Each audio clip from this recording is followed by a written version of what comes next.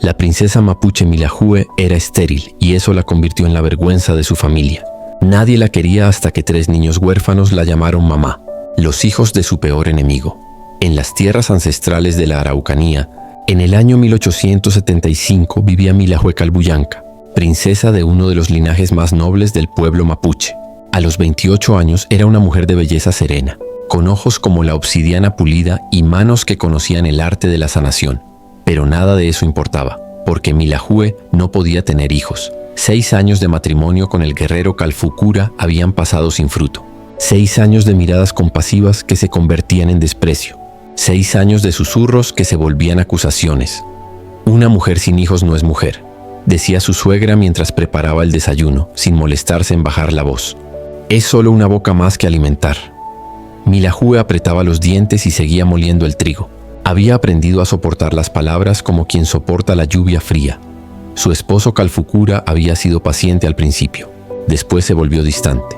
Finalmente simplemente la ignoraba. Las otras mujeres del clan la trataban con una mezcla de lástima y alivio. Lástima porque compartían su dolor. Alivio porque ellas sí habían cumplido con su deber sagrado. Al menos yo tengo 3 hijos, escuchó que murmuraba Rayen, su prima, durante una ceremonia. No puedo imaginar la vergüenza de ser estéril. Cada palabra era un cuchillo pequeño, pero los cuchillos pequeños también hacen sangrar. El Siontes, día que cambió todo, llegó con el viento del sur. Milahue estaba recogiendo plantas medicinales cerca del río cuando escuchó el galope desesperado de caballos. 5 jinetes mapuches se acercaban y entre ellos reconoció a su padre, el lonco Calbuyanca. Su rostro mostraba una gravedad que ella no había visto en años. «Hija», dijo desmontando con rapidez, «debemos hablar». La llevó aparte lejos de los oídos curiosos. Cuando habló, sus palabras cayeron como piedras en agua quieta. Calfucura quiere el divorcio. Milahue había sabido que este día llegaría.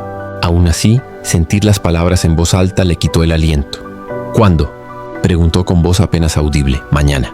«¿Ya ha hablado con los ancianos? ¿Ya ha encontrado otra mujer?». «Por supuesto que sí. Una mujer joven, fértil, que le daría los hijos que Milahue nunca pudo». Esa noche Milahue no durmió. Escuchó a Calfucura roncar en el otro extremo de la ruca. Ese sonido que había sido su compañía durante 6 años y que pronto sería solo un recuerdo. Al amanecer, la ceremonia de divorcio fue breve y brutal. Calfucura habló ante los ancianos con voz firme, sin mirarla una sola vez. «Esta mujer no puede darme hijos. He esperado suficiente. Pido la disolución de nuestro matrimonio». Los ancianos asintieron. Uno de ellos, el viejo Nahuel, la miró con algo parecido a la compasión. «¿Tienes algo que decir, Milahue?». Ella levantó la barbilla con la dignidad que le habían enseñado sus ancestros. «No, porque ¿qué podía decir? ¿Que había rezado a todos los espíritus? ¿Que había probado cada hierba medicinal conocida? ¿Que se había culpado cada mes cuando su sangre llegaba como un recordatorio cruel?». Las palabras no cambiarían nada. Regresó a la casa de su padre como una niña castigada. Su madre la recibió con un abrazo silencioso, pero incluso en ese abrazo, Milahue sintió la decepción. Los días que siguieron fueron una tortura lenta. Las mujeres del clan la evitaban como si la infertilidad fuera contagiosa. Los hombres la miraban con lástima o indiferencia. Los niños, tan inocentes, le preguntaban por qué no tenía bebés como todas las demás. «Tía Milahue, ¿por qué estás siempre sola?», le preguntó un día el pequeño Lautaro, de apenas 5 años. «Porque así debe ser», respondió ella. Apartando la mirada para que el niño no viera sus lágrimas, su padre intentaba consolarla a su manera. «Encontraremos otro marido», decía con optimismo forzado. «Algún viudo que necesite compañía, quizás». Pero ambos sabían la verdad. ¿Qué hombre querría una esposa que no podía darle herederos? 3 meses después de su divorcio, las noticias llegaron desde el norte. El clan Huenuleo, enemigos ancestrales de su pueblo, había sufrido una tragedia devastadora. Una enfermedad había arrasado su territorio. Muchos habían muerto, incluyendo a Antu, la esposa del príncipe Mañkelev. Mañkelev había quedado viudo con 3 hijos pequeños. Durante generaciones, los Calbuyanca y los Huenuleo habían estado en conflicto por tierras, por agua, por orgullo. La sangre derramada entre ambos clanes podría llenar el río Cautín. Pero ahora, con tantas muertes, los ancianos de ambos lados buscaban la paz, y Milahue se convirtió en parte de la negociación. «Necesitan una mujer que cuide a los niños», explicó su padre una noche, su voz cargada de una mezcla extraña de esperanza y vergüenza. «Mañkelev no quiere casarse de nuevo. Solo necesita alguien que sea como una madre para sus hijos. Milahue sintió que el mundo se inclinaba. ¿Me estás enviando con nuestros enemigos? Te estoy dando un propósito, corrigió su padre suavemente.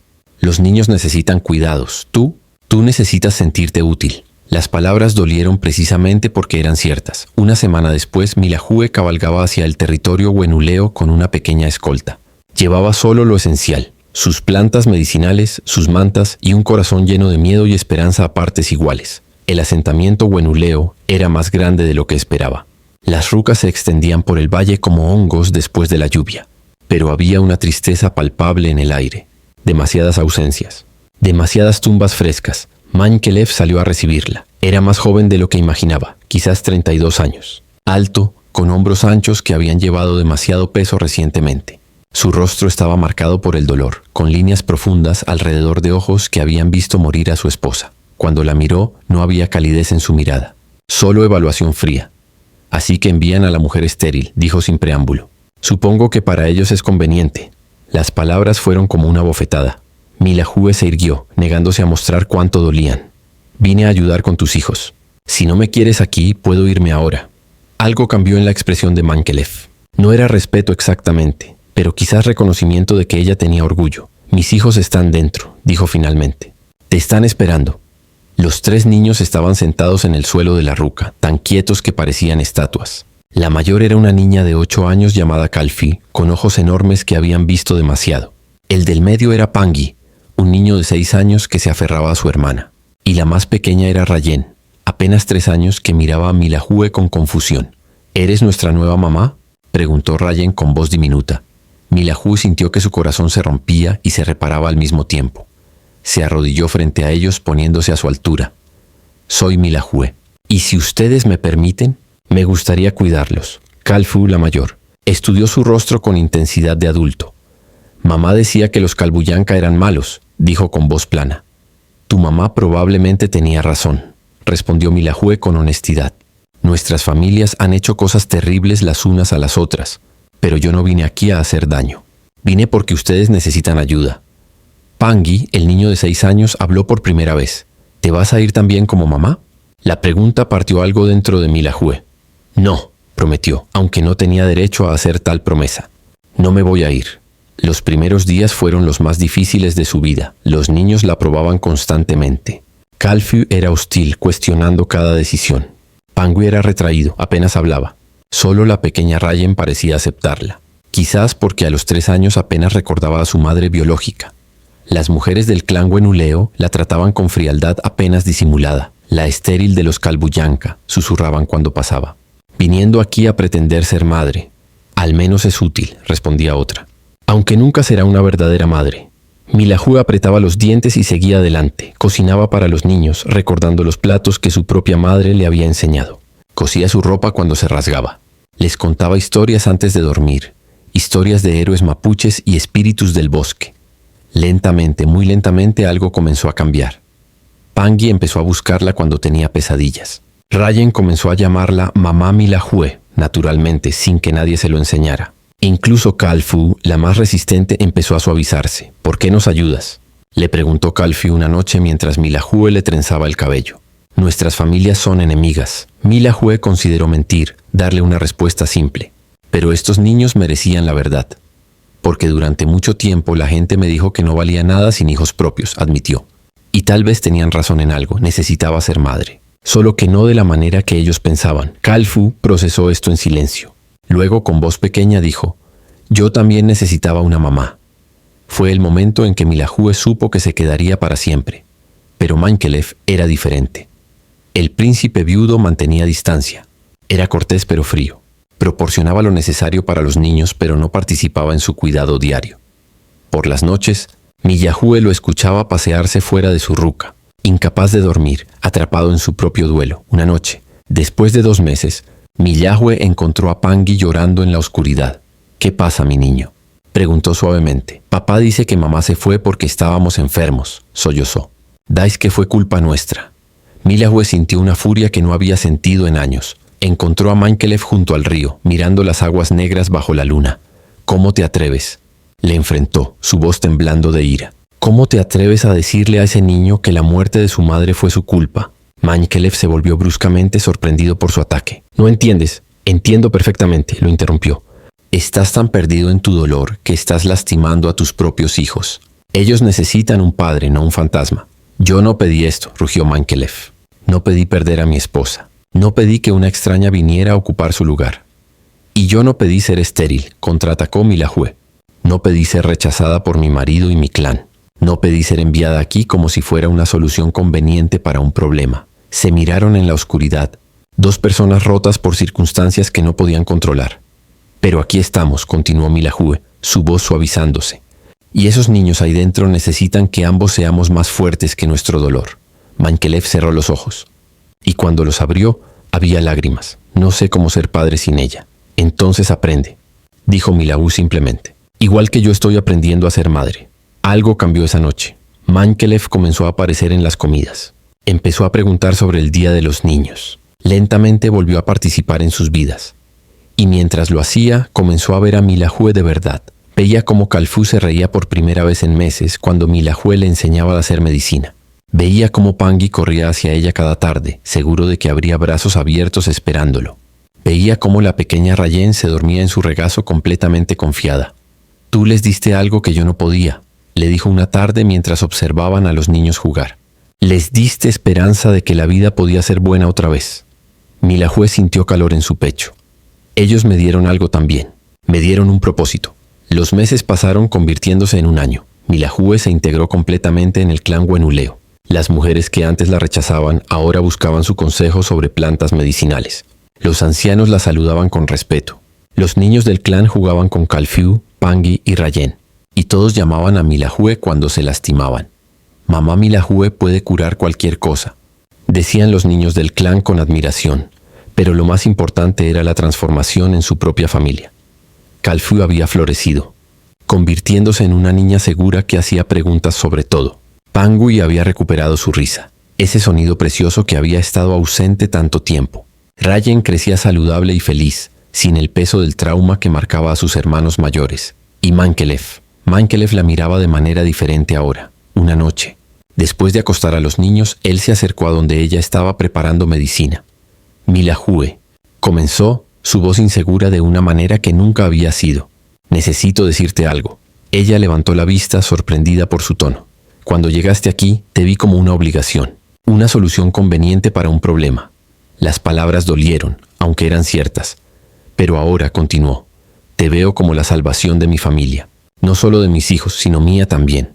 Milahue sintió que su corazón latía más rápido. Mis hijos te llaman mamá, y tienen razón en hacerlo. Eres más madre para ellos que muchas mujeres que dan a luz. Lágrimas comenzaron a rodar por las mejillas de Milahue. Yo pensaba que sin dar a luz nunca podría ser una verdadera madre, susurró. Todos me dijeron que era menos mujer por no poder tener hijos. Entonces todos estaban ciegos, declaró Mengelev con firmeza. La maternidad no está en el cuerpo, está en el corazón. Y tu corazón es más grande que el de cualquiera que conozco. Se arrodilló frente a ella, tomando sus manos. Milahue Kalbuyanka, ¿me harías el honor de convertirte oficialmente en mi esposa y en la madre de mis hijos? El mundo se detuvo. Durante toda su vida adulta, Milahue había sido rechazada precisamente por lo que no podía dar. Ahora, un hombre le pedía matrimonio por lo que sí había dado. Amor, cuidado, esperanza. Sí, dijo a través de las lágrimas. Sí, me casaré contigo. La ceremonia de matrimonio se realizó 3 meses después, cuando llegó la primavera. Ambos clanes asistieron, Kalbuyanka y Wenuleo, juntos por primera vez en generaciones sin armas. La unión de Milahue y Mengelev se había convertido en símbolo de paz, prueba de que el amor podía construir puentes sobre ríos de sangre antigua. Pero lo más hermoso fue ver a Kalfu, Pangi y Rayen de pie junto a ellos durante la ceremonia, sonriendo con una felicidad que había parecido imposible un año atrás. ¿Ahora eres oficialmente nuestra mamá?, preguntó Rayen después de la ceremonia. Milahue la levantó en brazos, abrazándola fuerte. Siempre fui tu mamá, mi amor, desde el momento en que me dejaste serlo.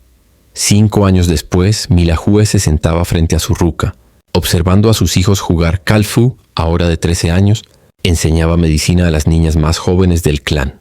Pangui, de 11, practicaba con arco junto a su padre. Rayen, de 8, corría entre ellos, su risa llenando el aire. Una mujer joven del clan se acercó. claramente embarazada y cargando a un niño pequeño. Milahue, dijo con respeto, necesito tu consejo sobre mi hijo. Tiene fiebre. Milahue sonrió y se levantó para examinar al niño. Mientras trabajaba, la joven mujer habló de nuevo. Eres afortunada, dijo con envidia. 3 hijos hermosos. Debe ser maravilloso. Milahue pensó en el largo camino que la había traído aquí. El dolor, el rechazo, las lágrimas. Sí, respondió con absoluta verdad. Soy afortunada. Esa noche, mientras Mankelev y ella se preparaban para dormir, él la abrazó desde atrás. ¿Alguna vez piensas en cómo sería si pudieras haber tenido hijos propios? Preguntó suavemente. Milahue consideró la pregunta honestamente. A veces, admitió. Pero entonces miro a Kalfu, Pangui y Rayen, y sé que estos son mis hijos propios. No los llevé en mi vientre, pero los llevo en mi corazón. Y eso es lo que importa. Mankelev. La besó en la sien. La mujer a quien todos rechazaron se convirtió en la madre que todo niño merece. Milahue sonrió en la oscuridad, porque había aprendido la verdad más importante. La familia no se define por la sangre, sino por el amor que se elige dar cada día. Y ella había elegido amar.